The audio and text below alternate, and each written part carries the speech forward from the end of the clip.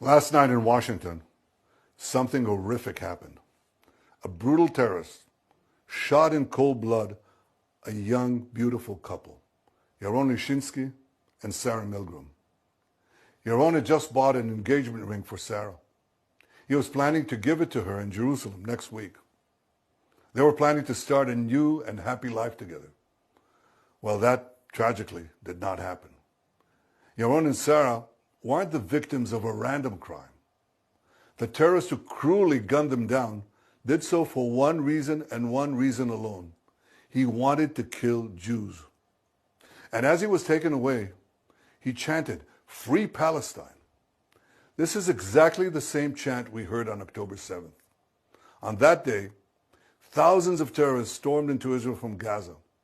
They beheaded men, they raped women, they burned babies alive, they butchered 1,200 innocent people and took 251 innocent people hostage to the dungeons of Gaza. A short time afterwards, Chancellor Scholz of Germany visited Israel. And after he saw the horrors, he said to me, "These Hamas terrorists are exactly like the Nazis." He was right. And if they could get away with it, these Hamas terrorists would have slaughtered every last Jew on earth. For these neo-Nazis, Free Palestine is just today's version of Heil Hitler. They don't want a Palestinian state. They want to destroy the Jewish state.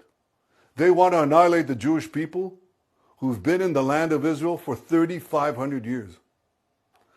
I could never understand how this simple truth evades the leaders of France, Britain, Canada, and others.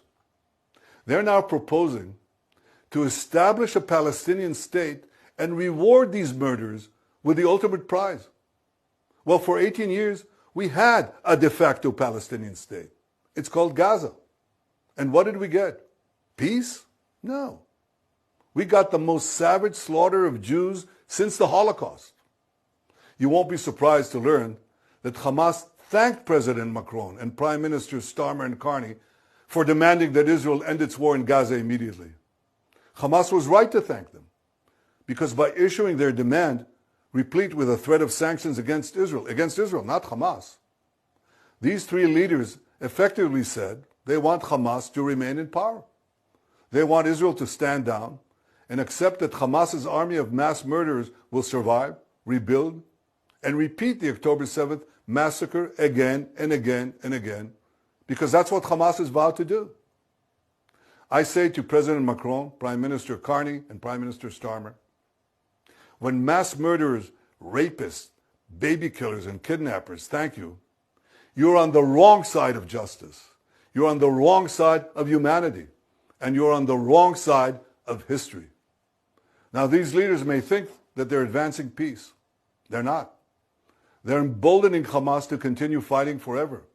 And they give them hope to establish a second Palestinian state from which Hamas will again seek to destroy the Jewish state. And mind you, it's not going to be a state free of Hamas. When you establish a Palestinian state, we've seen it. The radicals take over. Iran sends them in and they take over. So don't give us this talk. It'll be a peaceful Palestinian state. It won't be. But the hypocrisy doesn't stop there.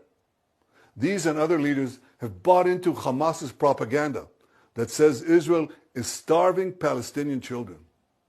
And not only is Hamas putting out this lie, a few days ago, a top UN official said that 14,000 Palestinian babies would die in 48 hours.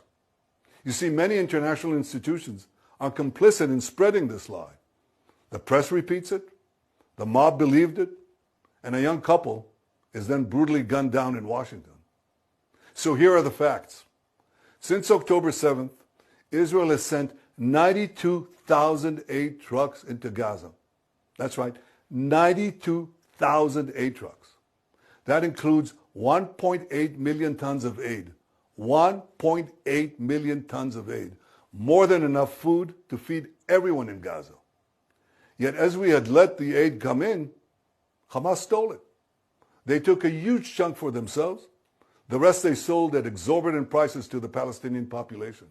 And then they used the money they stole to recruit new terrorists to continue their war against Israel. Our goal from the start was to get food to Palestinian civilians, not to Palestinian terrorists. So we consulted with our American allies. What do we do to prevent Hamas from looting the aid? Well, together we devised a mechanism to achieve this goal. American companies will distribute the food directly to Palestinian families. They'll do so in safe zones secured by our military. And this will allow us to complete our goal of destroying Hamas while enabling aid to reach the civilian population. We'll complete the construction of the first distribution zones in the coming days. Ultimately, we intend to have large safe zones in the south of Gaza, and the Palestinian population will move there for their own safety while we conduct combat in other zones and receive humanitarian aid there without Hamas interference. In the meantime, we authorized letting trucks enter Gaza to provide for immediate needs. Yesterday, I think more than 100 trucks went in. More will come in today. I tell you this, no army in the world has ever gone to such lengths to provide aid to the civilian population in the midst of intense combat. And Hamas, of course, opposes this.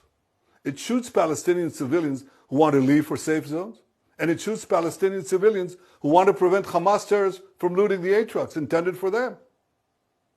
As for the hostages, we'll do every effort to secure them.